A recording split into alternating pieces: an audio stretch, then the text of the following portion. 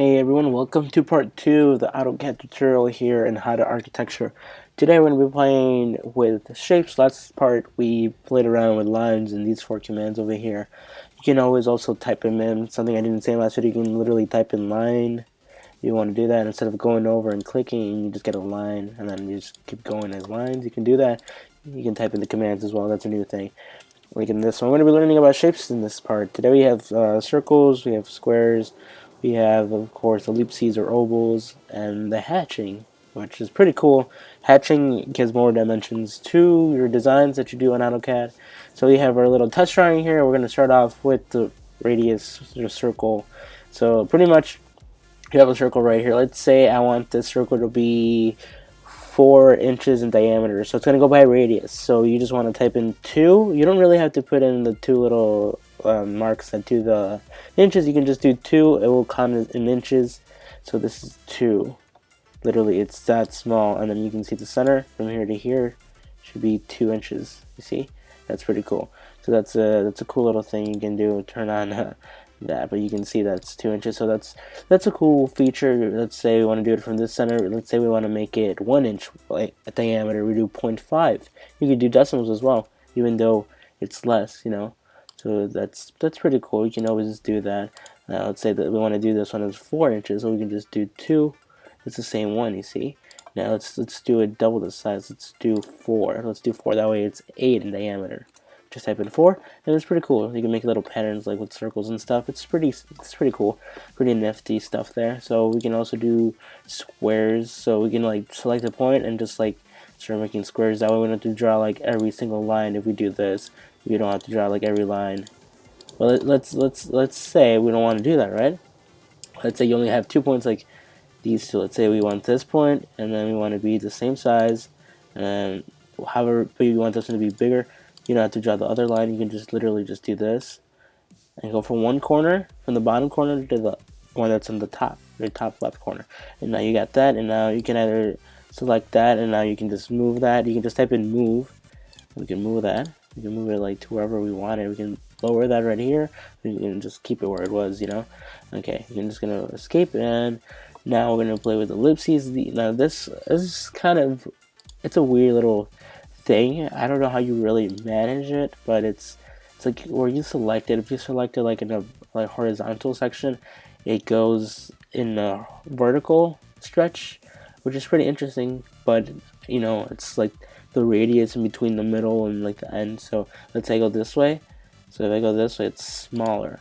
But if I click this and I go down, so I go down now, it's gonna stretch this way, which is really weird. Like, you see? If I stretch it this, if I go up, it goes sideways. If I go sideways, it goes like, it stretches, which is, so there's like no point in really like doing anything with that, but it's pretty cool. Like if you want to make ovals, that's fine. That's all up to you. Now hatching is pretty sweet, pretty easy. This is maybe fast paced for you guys, but I'm sorry, but you press hatch right here, and now you have this little hatch menu up here above you right here. So what you want to do is select right here, and you get different types of hatches here. So you're just going to click this, and you get every single type of hatch you can have in AutoCAD, and I'm pretty sure you can like put in more, but I don't know how to do that. So let's say you want like a brick stone. Let's go brick. Okay, let's say this oval is brick, and it's an enclosed surface, circle lines, right? There's no open spaces. It's like coloring in a shape, right? So let's highlight this. You see that? It's pretty cool, right? It's like a actual brick texture. Let's zoom in a bit. You can see that. So let's say you want to like say you're gonna eventually print this out, right? But that texture is way too small and unrealistic, right?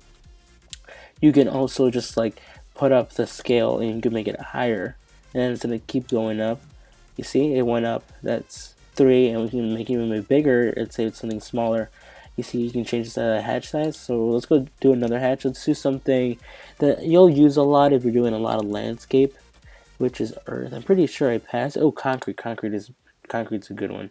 Let's do concrete right here. But concrete is pretty small, so let's not mess with that right now. Okay, or do that. I don't know what the heck it's doing. Pretty sure it shouldn't be doing that, but it should be smaller. Okay, no idea what's going on with this one. There we go. Okay, it was glitching out, but you can see that that's concrete. That's That's what concrete is. I don't know what the heck it was doing at the beginning, but there you go. That's concrete. Let's go up a bit.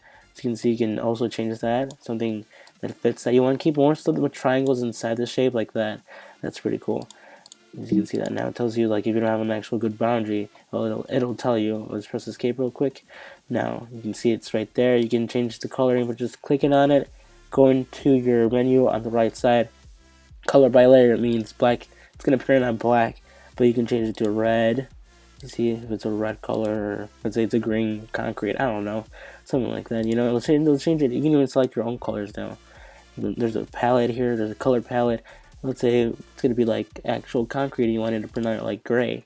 And it's like that, and it looks kind of gray eventually when you print it out. But it doesn't really. You can't really notice it on the screen, but that's pretty cool. I think the hatching feature gives you more dimensions, and it gives a lot of feeling. Gradients is an also cool thing. Like let's say I want this. Let's say this is gonna be a pool. Okay.